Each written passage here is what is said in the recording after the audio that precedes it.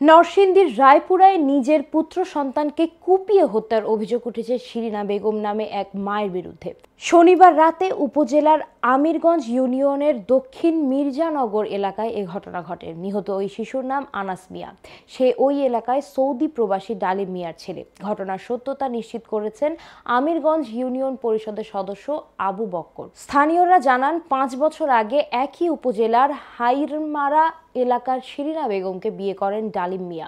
বিয়ের 3 বছর পর জীবিকার তাগিদে সৌদি আরবে পাড়ি জমান তিনি। এরপর শিরিনা তাদের একমাত্র সন্তান আনাসকে নিয়ে শ্বশুরবাড়িতে বসবাস করছিলেন। শনিবার রাতে নিজ ঘরে আনাসকে কুপিয়ে হত্যার পর পালিয়ে যান শিরিন বেগম। এ সময় পাশের ঘরে তারাবি নামাজ আদায় করছিলেন শিশুটির দাদি। চিৎকার শুনে ছুটে এসে তিনি নাতির রক্তাক্ত মরদেহ দেখতে পান। শিশুটির দাদি জানতে পারেননি কেন শিরিন নিজ সন্তানকে হত্যা করলেন। ঘটনার পর থেকে পুত্রবধূ পলাতক রয়েছেন বলে জানান তিনি। রায়পুরা থানার ওসি আদিল মাহমুদ জানান, খবর পেয়ে ঘটনাস্থলে পুলিশ গিয়ে মরদেহ উদ্ধার করে ময়নাতদন্তের জন্য প্রস্তুত করেছেন। এ বিষয়ে তদন্ত সাপেক্ষে বিস্তারিত জানানো যাবে। এ ঘটনায় কাউকে আটক করা হয়নি। নিহতের মা পলাতক আছেন।